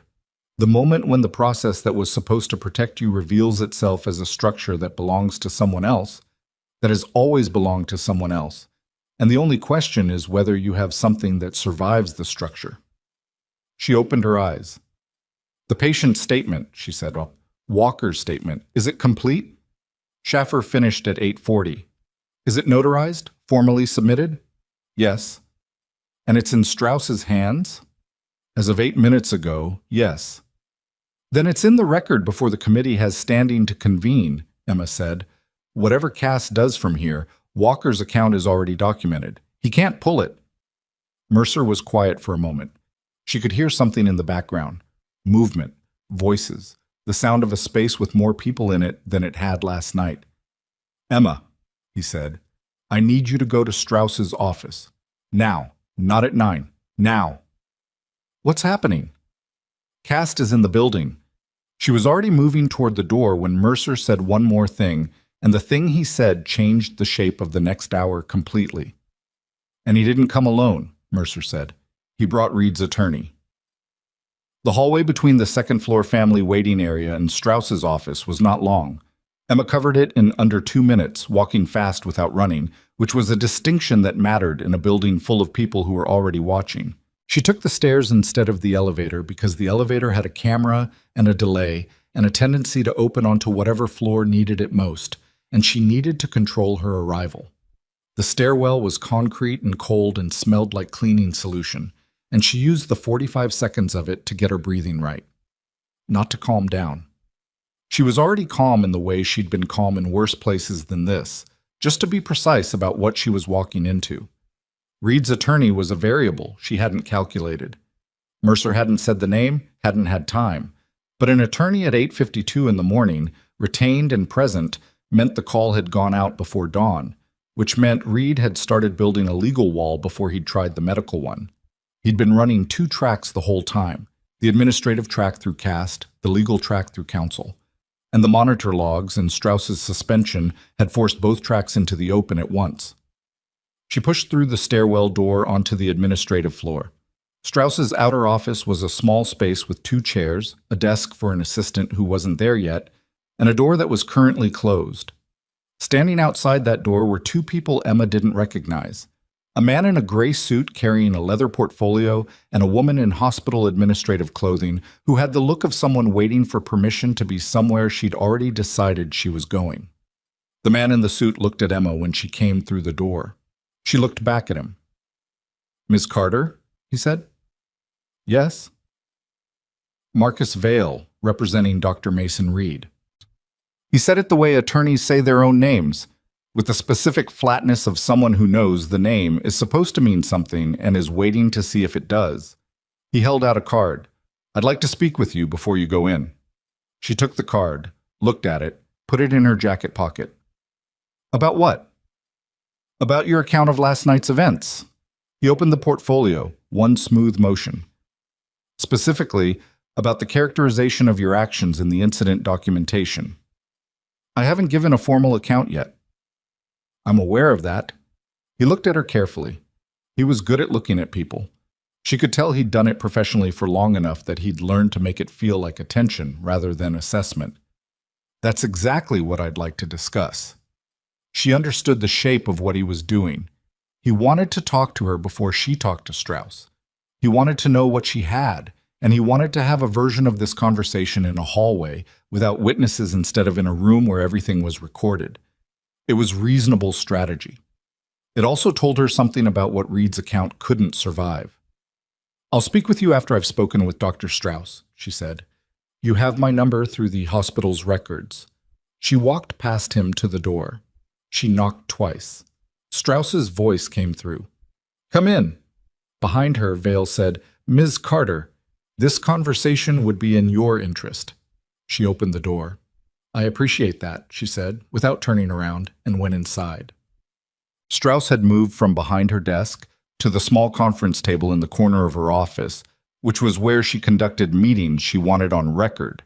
There were 2 other people in the room, Dr. Nair, who had flagged the documentation discrepancy at 6:08 a.m., and who was sitting with a folder open in front of her, and a man Emma didn't recognize who was introduced as David Cho from the hospital's legal affairs office, a different attorney than whatever relationship Vale had with the institution. There was also, sitting in the chair at the far end of the table, General Mercer, in full uniform. He hadn't told her he'd be in the room. She sat down across from Nair. Strauss looked tired. Not the collapsed tired of someone who'd been up all night, but the specific fatigue of a person who has been doing a difficult job for a long time and has hit a morning where the difficulty has exceeded the usual capacity of the job to absorb it. She had a mug of coffee in front of her that she hadn't touched. "Miss Carter," she began, "I want to be direct with you about where things stand. The administrative suspension issued to Dr. Reed this morning is currently being contested by Dr. Cast, acting in his capacity as chair of the Physician Quality Committee. He's invoked a procedural right to convene an emergency review that, if recognized, would temporarily pause several of the administrative actions from this morning. Including my termination review," Emma said. "Including that, yes." Emma looked at Mercer. He looked back at her. His face said, "I know." "Dr. Cast is in the building," Emma said. "He arrived at 8:45, Strauss confirmed, with Dr. Reed's legal representative, who is apparently also representing Dr. Cast's committee interest in the review. Mike, Cho spoke for the first time. Same attorney representing both the physician and the committee chair is a conflict of interest that we're formally objecting to. That alone may be enough to challenge the committee's standing." "Maybe," Strauss said. She looked at Emma. "I want to understand something. General Mercer has provided Commander Walker's formal statement. Dr. Okonkwo's testimony is documented. The monitor logs are in the record. What I need from you before Cast's review gets any further is your account on the record. Formally. Today." "I can do that." "I also need to tell you," Strauss continued, "that the addendum Dr. Reed filed this morning, the one characterizing your conduct as erratic, has been flagged by our legal office as a potential defamation issue." She glanced at Cho. "If the characterization is demonstrably false and was filed with knowledge of its falsity—" "It was filed at 7:30, Emma said, after he'd already seen the monitor logs. I know he'd seen them because he asked about them last night before any of this was documented. You can attest to that, directly. He referenced them in the trauma bay at approximately 5:20 a.m. Cho wrote something down. "The other issue," Strauss said, and here she paused in a way that made Emma read the pause carefully, "is that Dr. Cast's committee, if convened, has the authority to request a temporary injunction on your clinical access pending the review, which means that while the committee process runs, which could take weeks, you would be barred from the building." Emma sat with that. Weeks. The word landed with specific weight. Her license review, the incident report, the addendum in the record, and now the possibility of being locked out of the building while a committee of Reed's professional peers decided whether the documented facts meant what the documented facts meant. "What does the general's involvement do to that?" she said. Mercer answered before Strauss could. "The committee has no jurisdiction over the military's interest in Commander Walker's care. His statement is already in the administrative record. That doesn't change regardless of what the committee does with clinical access." He held her gaze. "But you should know that Cast may try to challenge the statement's admissibility in the physician review process on the grounds that Walker is a patient, not a credentialed medical professional, and his account of clinical events is lay testimony." "He was conscious," Emma said. "Partially conscious," Mercer said, and the way he said it, he's not correcting her, just placing the word precisely, told her that he'd already heard this argument from someone in the last 90 minutes. She understood. The committee wouldn't be able to erase the monitor logs, but they could contextualize them, could argue that the logs captured the outcome of the chest tube procedure rather than the needle decompression, could call in expert testimony that the saturation recovery was delayed rather than immediate, could drag it out long enough that the specific timing that made the logs irrefutable became muddied with interpretation. Reed had been a trauma surgeon for 9 years. He knew how hospitals worked. He'd built the slow track precisely because the fast track, the monitor logs, the witness, the patient's own words, had closed against him. The only question was whether the slow track could be closed too. "Okonkwo," Emma said. "Her testimony." What's its formal status? Voluntary statement, Nair said. She's a resident. She has no obligation to testify in a committee process. Would she? Nair looked at her steadily. I believe so. Yes. If she does, the committee can't dismiss it as lay testimony. She's a credentialed physician. A second-year resident, Strauss said carefully. Reed's counsel will argue her inexperience. She was in the room, Emma said. Experience level doesn't change what she saw. Strauss looked at her for a moment. Then she looked at Mercer, who said nothing, who had the stillness of someone who is letting a process run and watching where it goes. There's something else, Cho said. He'd been quiet for several minutes, writing and not writing, and the shift in his voice when he spoke made everyone at the table look at him. He reached into his folder and produced 2 sheets of paper. These came to my office at 8:30 a.m., filed by an anonymous source through the hospital's ethics hotline.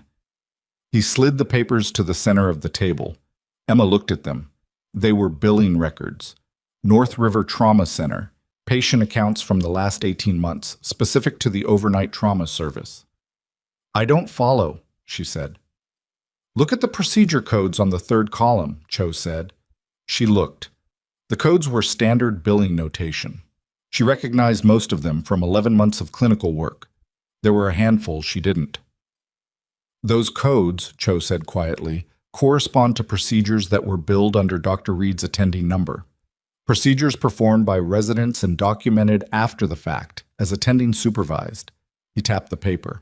The supervision was not always contemporaneous. In some cases, the attending wasn't in the room. The table went quiet.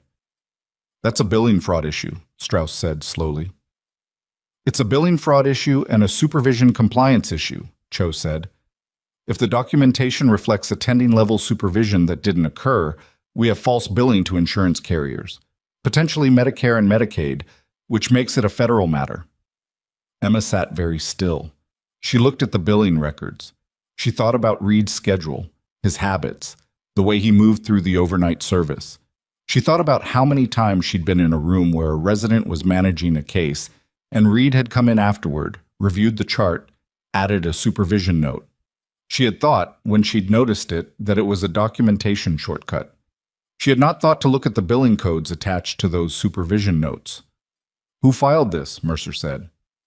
Anonymous, Cho said. Ethics hotline is confidential by statute. We won't know unless they come forward. Emma thought about Marcus Webb at the charge desk this morning. She thought about the folder he'd moved at 7:15 a.m. She thought about the 12 years he'd spent on this floor. She didn't say anything. If the federal angle is real, Mercer said, this is no longer a physician quality committee matter. This is a Department of Justice matter. Potentially, Cho said, which means Cass's committee review becomes irrelevant. Not immediately, but yes, if the billing fraud referral moves forward, the committee's jurisdictional scope is superseded by the federal process. Cho looked at Strauss. I'd recommend we contact our federal compliance officer today, before the committee convenes. Strauss had picked up her coffee mug.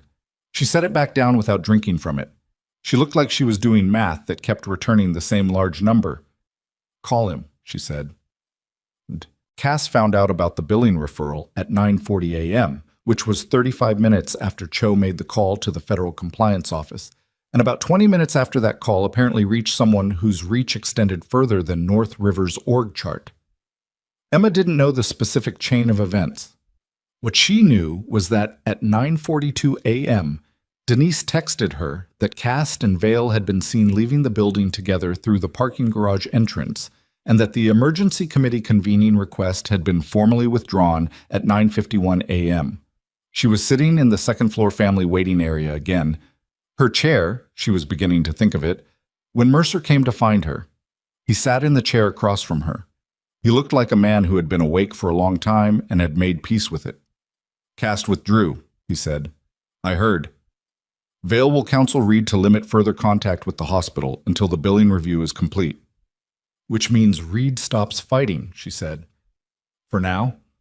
He folded his hands in his lap. The billing review is separate from your reinstatement. Those are parallel processes. Strauss wants to move on your reinstatement today. Emma looked at him. Today? The basis for your termination was the incident report, Reed's account, which is now contradicted by documented evidence, a physician witness, and the patient's formal statement. Strauss believes the termination was improperly executed, and the hospital's exposure for that, given your documented qualifications, is significant enough that legal is recommending immediate remediation. Remediation, she said, reinstatement, full back pay for the period of separation.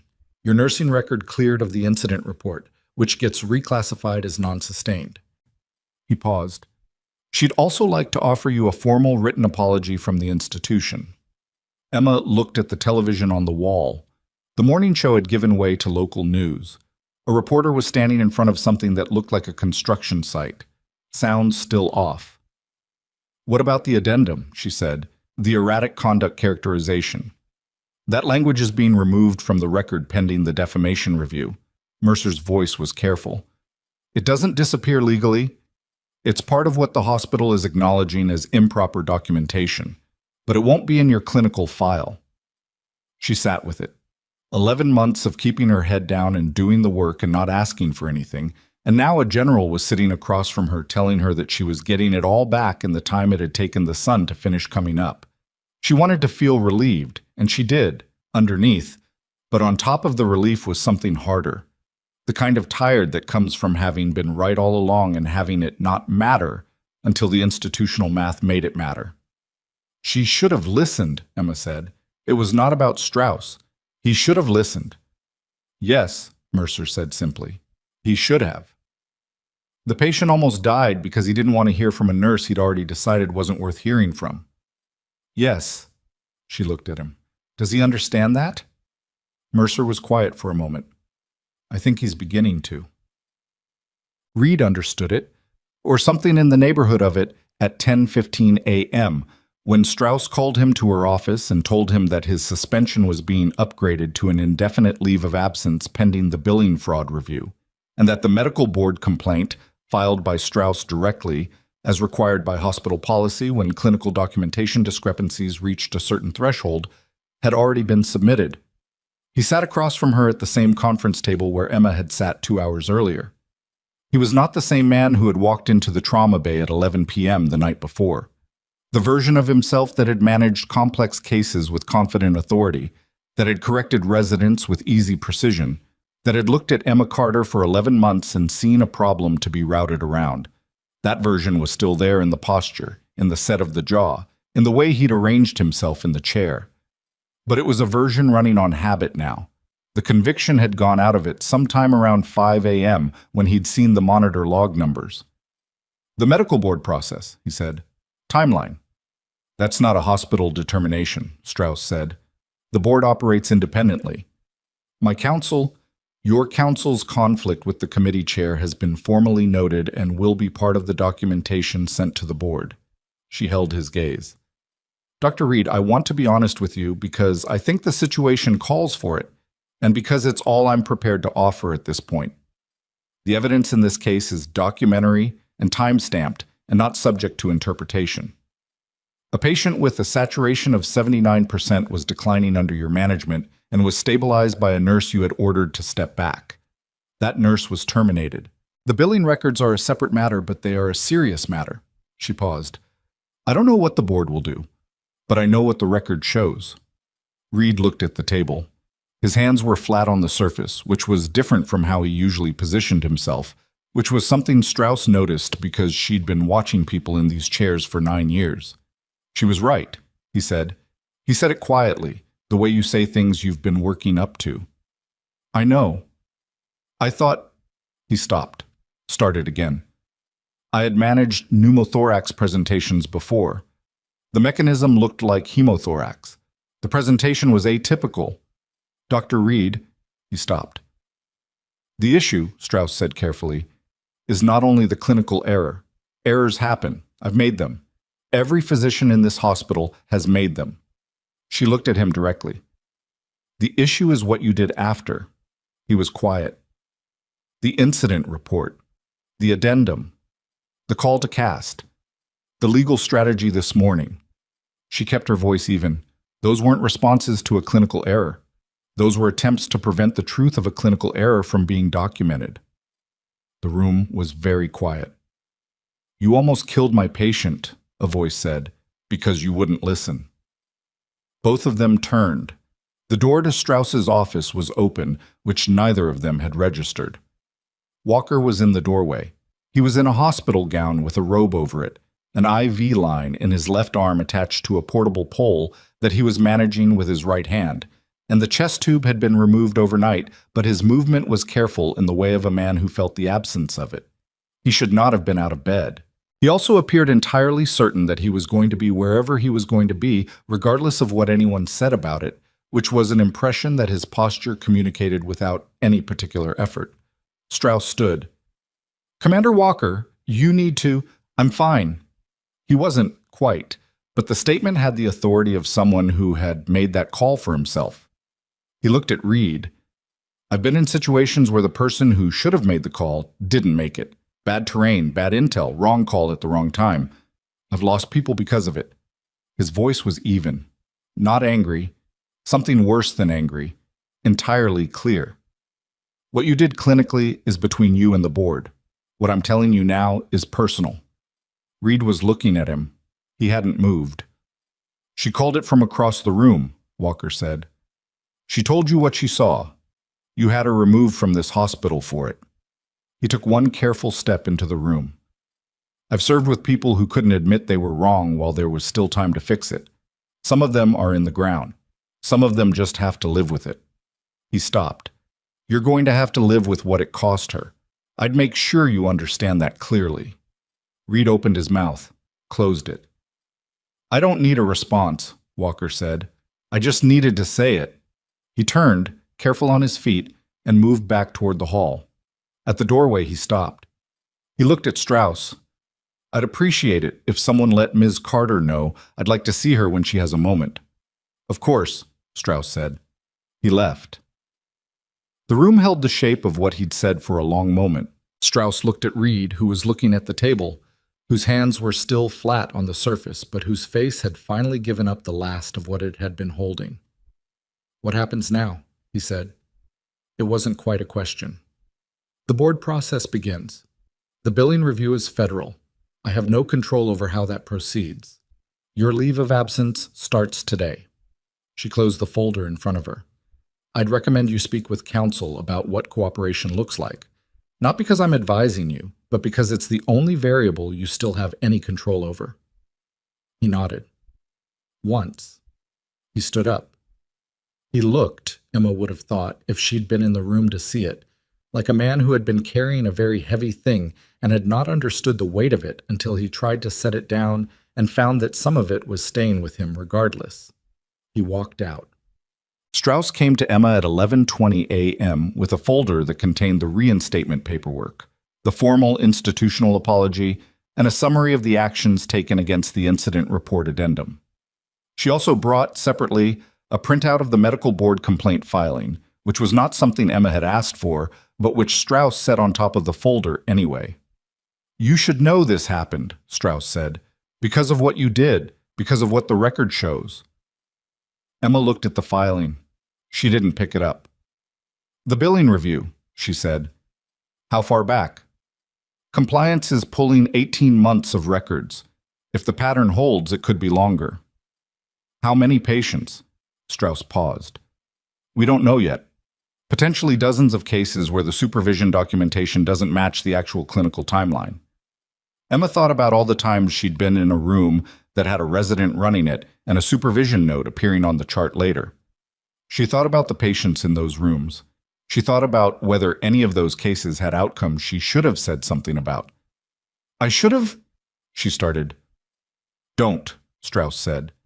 It wasn't harsh. It was the voice of someone who knew where that sentence went and why following it there wasn't useful. "You flagged a medication interaction in your second week. You raised concerns in team briefings that went unaddressed. You did what you could do from where you were standing." She looked at Emma directly. "The system failed to hear you. That's a system problem." Emma pressed her lips together. She picked up the reinstatement papers. "I want to talk to Dr. Okonkwo," Emma said, "before I sign these." "She's in the building." "I know." Emma looked at the paperwork. She didn't have to talk. She's a second year. She could have kept her head down. She saw what she saw, Strauss said simply. I know. Emma held the folder. I want to thank her before anything else. Strauss nodded. She started to stand. Dr. Strauss? Emma looked up. The photograph in my locker, from when I was separated, is it still there? As far as I know. Then I'd like my locker access back first. Strauss looked at her for a moment with an expression that was not quite a smile and not quite not a smile. I'll get you a temporary badge while we reissue your permanent one. She left. Emma sat alone with the folder in the family waiting area that had become, over the course of one very long night, something close to hers. Outside the window, Ashcroft was getting on with its morning, indifferent and ordinary in the way cities are.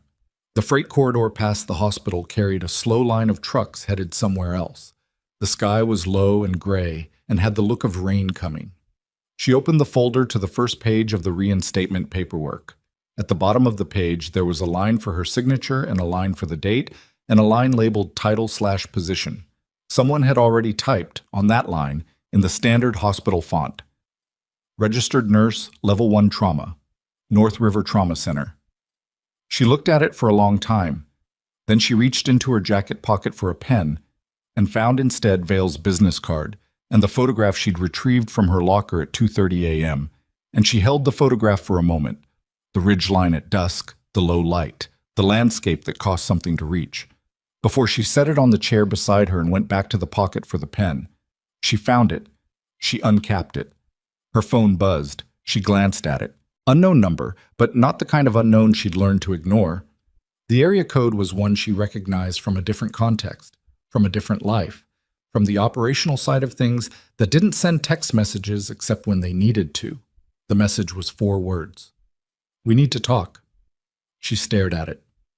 Below the text, a second message arrived before she'd processed the first. This one contained a name.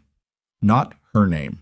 A name she recognized from the classified facility, from the 4 years she'd spent in places that didn't officially exist, from the work that had no documentation and no record, and that she had never discussed with anyone at North River. Not once. Not in 11 months. The name of the unit. She sat very still with the pen in her hand and the reinstatement papers on her lap, and the photograph on the chair beside her. Whoever had sent this message knew exactly who she was. Not Emma Carter, the nurse. Not Phoenix, the call sign. The version of her that existed in the space between those two identities. The version that had no official record, the version she had buried when she came home. Her hand was steady. Her hand was always steady, but she was already thinking about what it meant that someone had found that name, and why they had chosen this morning to send it, and whether the coincidence of the timing, this morning, today, after Walker, after everything, was actually a coincidence at all. She looked at the message for 30 seconds. Then she put the phone face down on top of the reinstatement folder and sat with the decision. The unit name in that text was not something that existed in any civilian database. It wasn't something Walker would have known. He'd known the facility, not the organizational structure behind it. It wasn't something Mercer would have sent through an unknown number without identifying himself, which meant whoever had sent it had access to a level of documentation that was supposed to be sealed, compartmented, and accessible only to people with clearances she couldn't verify from a family waiting room in Ashcroft, Oregon. She picked up the phone again. She looked at the number. She typed back one word.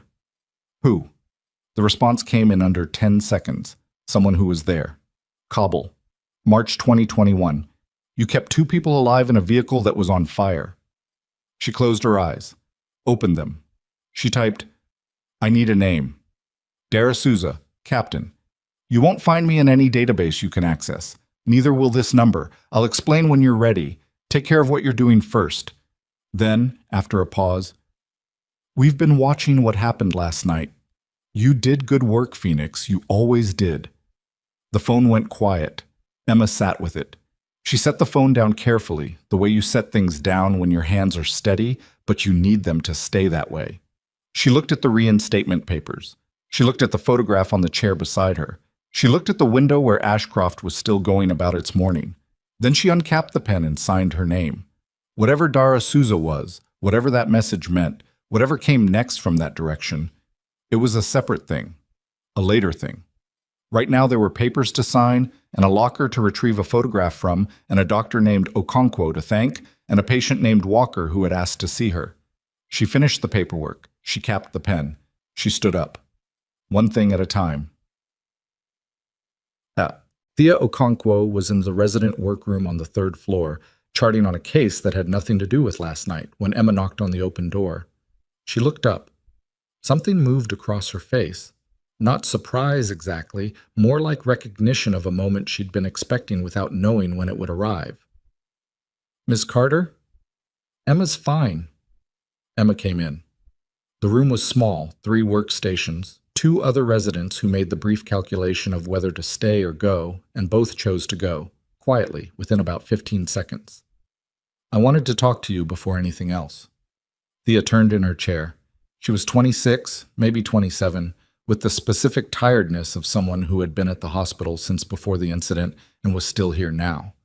She had a coffee cup on the desk that had been cold for a while. "You didn't have to talk," Emma said. "You're a second year.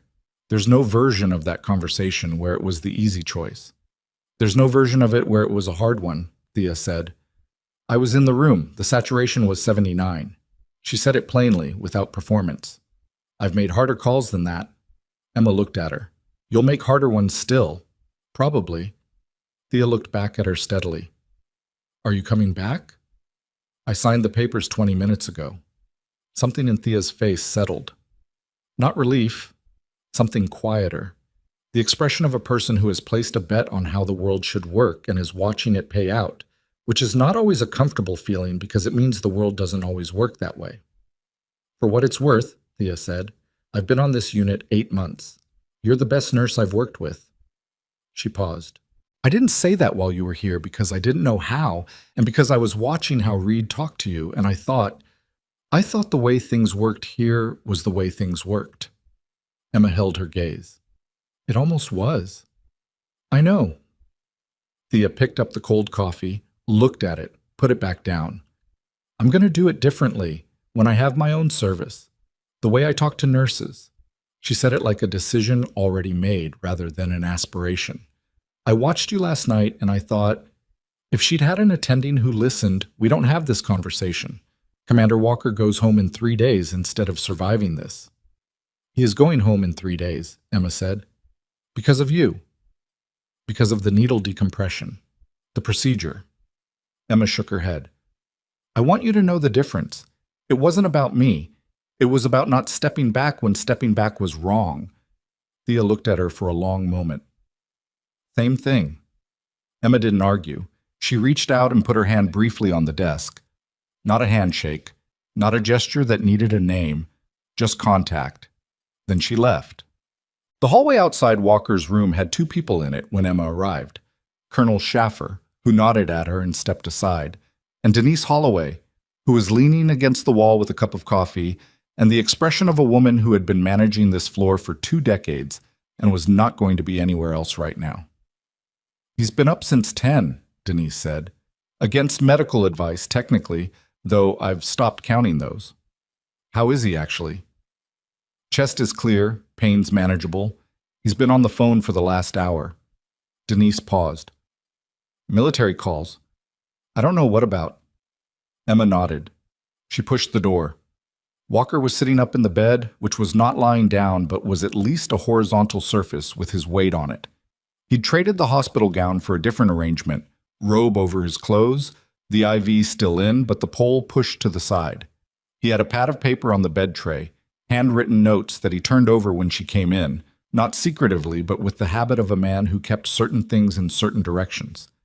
He looked better than he had at 5 a.m., still pale, still careful with his breathing, but present in a way that had more engine behind it.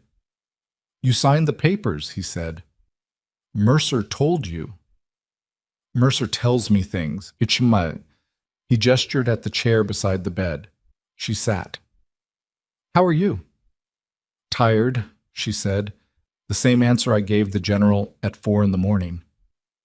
"Still honest." He looked at her directly. "I owe you something, and I want to say it correctly, so I'm going to take a minute." She didn't rush him. "I've been in situations," he said, "where the person who should have spoken up didn't. where the chain of command worked exactly as designed, and that turned out to be the problem. He shifted slightly, managed the movement without showing it much. I've also been in situations where someone with no rank and no standing and nothing to protect them stepped into a gap that everybody else had stepped away from. He paused. Kabul, 2019, Kandahar, 2021. And this room at 12:54 this morning, 3 times a person with no obligation to do the hard thing did the hard thing anyway. He looked at his hands, then back at her. 2 of those times I didn't get to say thank you, so I'm saying it now, for all 3. Emma sat with that. She'd received gratitude before, in the field, when patients were coherent enough to give it, and it had always made her uncomfortable in the specific way of someone who chose the work because of the work, not because of what came after. But this was different. Not because of who he was, because of the precision of it. Because he wasn't thanking her for being brave or exceptional or extraordinary. He was thanking her for not stepping back, which was the most accurate possible description of what she'd done. "Soto," she said, "is he really coaching baseball?" Walker almost smiled. The chest tube scar made smiling complicated, but something happened around his eyes. "Every Saturday. His kid's got an arm." "Good." She looked at her hands. "That's good." "Phoenix," he said, and then stopped. "Emma, I need to ask you something." She looked up. "What do you want to do next?" His voice was careful, not leading, genuinely asking.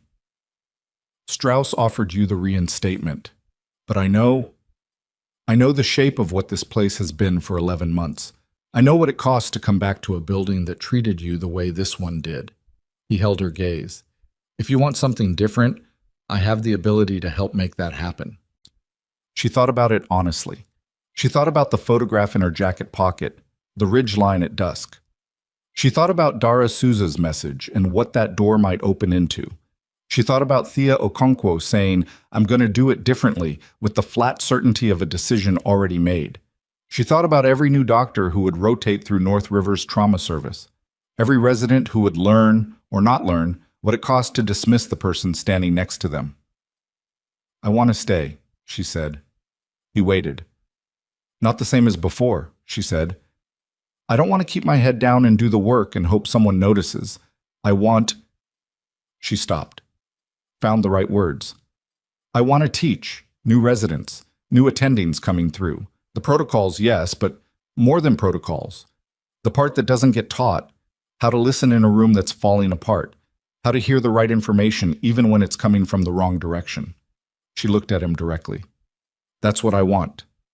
Walker was quiet for a long moment. "Tell Strauss that," he said, specifically. "I will." "I'll make a call," he said, "to support it, formally, if that helps." "It might." He nodded. Then he reached to the bed tray and lifted the notepad, turned it back over. He wrote something and tore off the page and held it out to her. She took it. A name. A direct number. An address in a city she recognized from operational context. "Not now," he said. "Not even soon. But at some point, when you decide you want to know what that door leads to, call that number." He held her gaze. "There are people doing work that needs your specific background, the civilian kind and the other kind both." He paused. "No pressure, no obligation, just an open door." She folded the paper, put it in her pocket beside the photograph beside the business card she'd never used beside the message from Dara Souza that had not resolved itself into anything she could act on yet. "Thank you," she said. "Thank you," he said back, and meant it differently than any thank you she'd received in the last 12 hours. The formal announcement went out at 1 p.m. Strauss sent it hospital-wide, which was unusual. Most administrative communications of this kind went to department heads and moved downward through the hierarchy over days. This one went to every email address in the North River system simultaneously, which was either an accident of procedure or a deliberate choice, and Emma was fairly certain it wasn't an accident. The announcement confirmed the reinstatement of Emma Carter, RN, effective immediately, with full back pay and a cleared clinical record.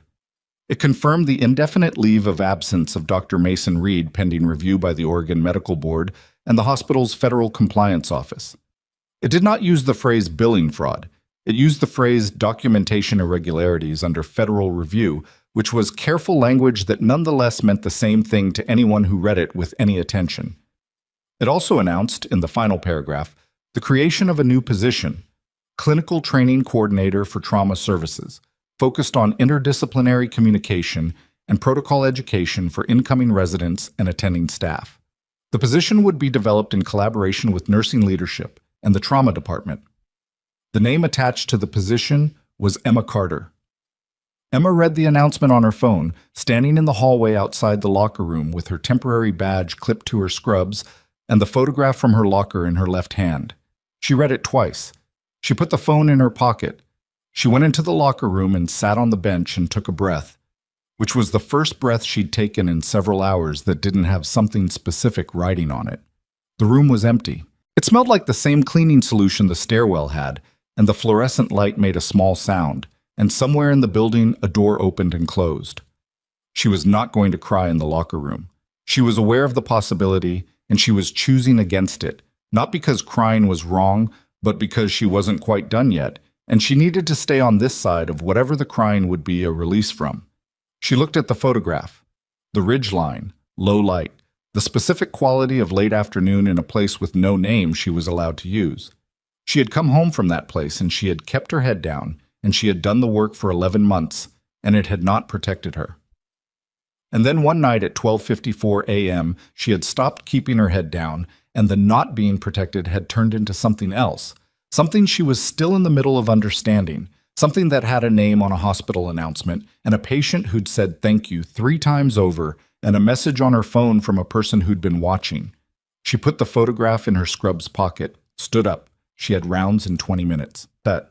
The news moved the way news moves in a place where people spend long hours in close quarters. Fast, patchy, and with a layer of interpretation on top of it that varied depending on who was doing the interpreting. By 2 p.m., the overnight trauma staff had mostly gone home, but the day shift had the full picture in the way day shifts always eventually do. People talked.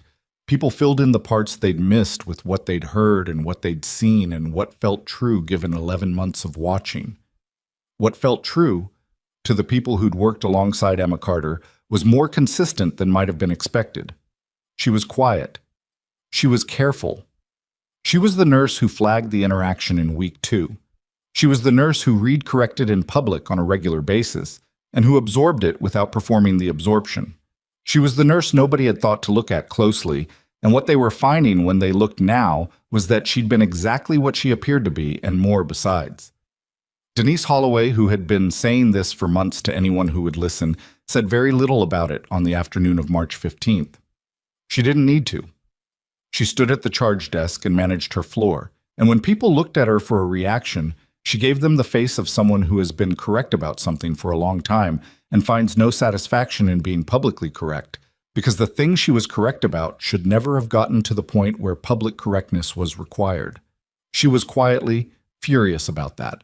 She channeled it into her shift. Reed did not return to the building that day. His personal items were retrieved by a colleague at 3 p.m., packaged, and left at the security desk. The specifics of the billing fraud review leaked slowly through the compliance department channels. Not the names of affected patients, not the specific case numbers, but the shape of it, the timeline, the scale. 18 months of records, dozens of cases. An attending documentation pattern that had been apparently visible to anyone who looked at it with the right question in mind. The question nobody had asked, because nobody had been looking at Reed with skepticism. Until a nurse with 11 months on the unit had performed a procedure that required the record to be examined, and the record, once examined, had turned over more than one thing. Marcus Webb, when asked directly by Denise at the end of his shift, admitted nothing and denied nothing, and looked at a spot 2 feet above her head for approximately 4 seconds before saying he needed to get to his car. She let him go. She knew. Marchand. Emma's first trauma shift back started at 7 p.m. She arrived at 6:53. She changed. She clipped the new badge, permanent, reissued, her name in the standard hospital font above the words, registered nurse/trauma services, and she walked onto the floor and she picked up the first chart. The night was busy in the ordinary way. 3 motor vehicle accidents, 2 of which were straightforward and 1 of which was not. A construction injury that required a specialist consult she had to push for, which she pushed for, which happened. A pediatric case that came in fast and resolved faster than anyone expected, which was the best kind of pediatric case. She worked. She did the work. Her hands were steady, her assessments were precise, and she talked to the residents, 2 of them, both first years, not as afterthoughts, but as people she expected to be in the room with her, whose eyes she looked at when she said something that mattered, whose questions she answered without the implication that the questions were inconvenient. At 11:40 p.m., a first-year named Paz Guerrero flagged an assessment discrepancy based on a post-op patient, a subtle one, the kind that required knowing what you were looking at. He'd found it. He'd flagged it correctly.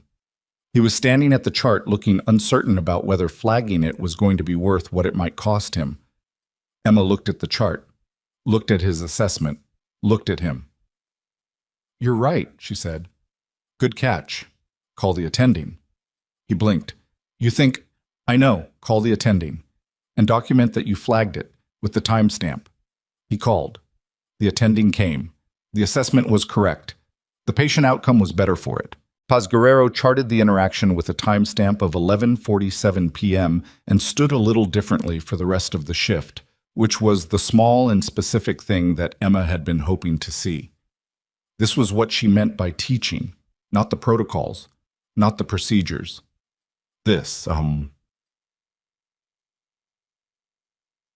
Commander Ryan Walker was discharged on the morning of March 17th, 2 days after admission, which was fast for his presentation, but within range for a patient with his baseline conditioning and a chest tube that had come out clean. He walked out under his own power. He had a military escort, 3 people who had been in and out of the building since the night he arrived, and who arranged themselves around him with the practiced casualness of people whose job is to look like they're not doing their job. Emma was at the charge desk when he came through. He stopped. "Carter," he said. "Walker," she said back. He looked at her for a moment with the blue eyes that had found her face in a room full of noise. He had the photograph, she realized. She'd given him the Ridgeline picture the morning before, when she'd gone back to his room after signing the papers. She'd given it without explanation, and he'd taken it without asking for one, which was the right transaction for that particular thing.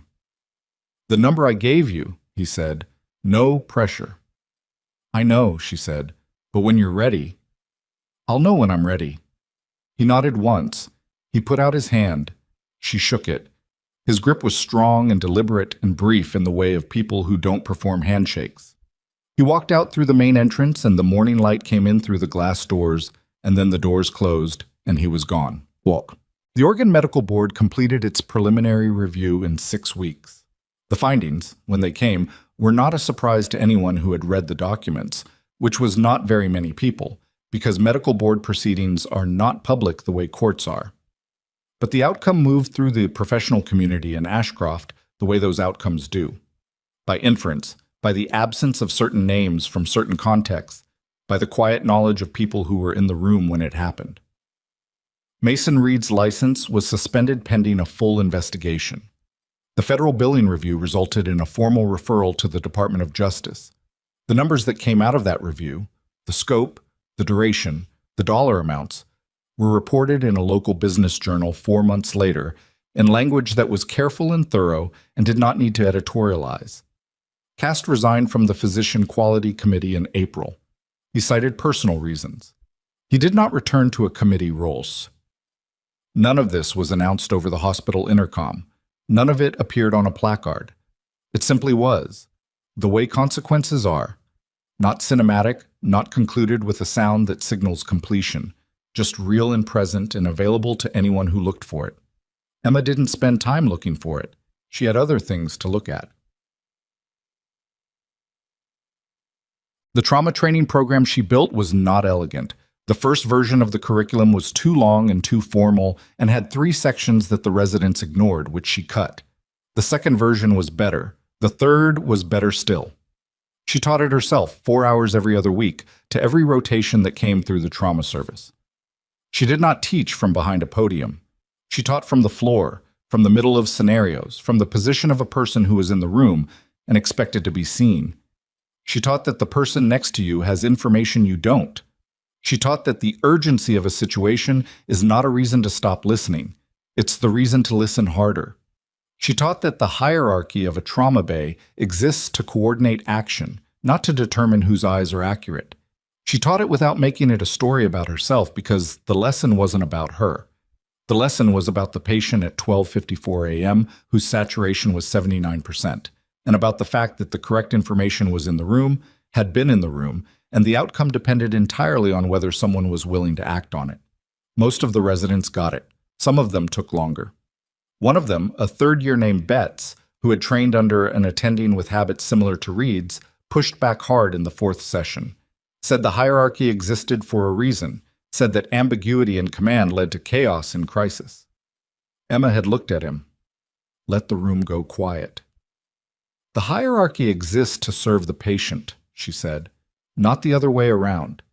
If you can't tell the difference between a nurse stepping in to prevent an arrest and a nurse undermining your authority, you've got the hierarchy backwards. She held his gaze. And someday a patient will pay for that. He hadn't responded. He'd looked at his hands. He'd come to her office the following week to continue the conversation, which was the version of that outcome she'd been hoping for. In June, a letter arrived at the hospital addressed to Emma Carter. No return address. The postmark was from a city she recognized from operational context, which was itself more information than the sender probably intended to give. Inside was a single index card. We have work, if you want it. Nothing that pulls you out. Consulting. Training. People who need to know what you know. You'd be a civilian contractor, all above board. Your name stays yours this time. DSPS. Soto says hi. He told me about the baseball thing. He cries when he talks about it. Don't tell him I told you. Emma read it at her desk in the small office off the trauma bay that Strauss had given her when she'd taken the training coordinator role. The office had a window that looked into the trauma bay. Glass so she could see what was happening without being in it, which was its own kind of vantage point. She looked at the letter. She looked out the window at the bay, where Paz Guerrero was doing an assessment on a new admit, and doing it correctly and talking to the nurse beside him the way Emma had shown him to. She put the letter in her desk drawer. She would think about it. She would think about it the way she thought about Walker's number, which she'd looked at twice and not dialed, because she was still in the middle of something here, still building the thing she'd said she wanted to build, and that would be done when it was done and not before. But she would think about it. She was done with doors that closed. She picked up the next chart. She put on her badge. She walked out of the office and onto the floor. There is a specific kind of person that institutions are very bad at seeing, not because those people are invisible. They're usually the most present ones in the room, the most attentive, the ones who catch what other people miss. But they don't announce themselves. They don't argue for space. They do the work because the work needs to be done, and they trust, for too long sometimes, that doing it well is enough. It isn't always enough. Emma Carter knew that now with the specific clarity of someone who has learned it from inside the experience rather than from the outside of someone else's. She had been dismissed in this building for 11 months, and the dismissal had almost cost a man his life. And what stopped it was not the institution waking up, not the system correcting itself. It was one person in a trauma bay at 12:54 a.m. choosing not to step back. That's the part she put in the curriculum, not as her story, as a principle. The correct information is usually in the room. It is not always coming from the loudest person. It is not always coming from the person with the most letters after their name or the most years on a particular floor. It is sometimes coming from the person nobody has bothered to look at directly in 11 months. Your job, as a physician, as a nurse, as anyone in a room where someone's life is being decided, is to listen for it regardless of the direction it's coming from. Because the person who needs you to hear it correctly is lying on the table. They can't afford you getting that wrong.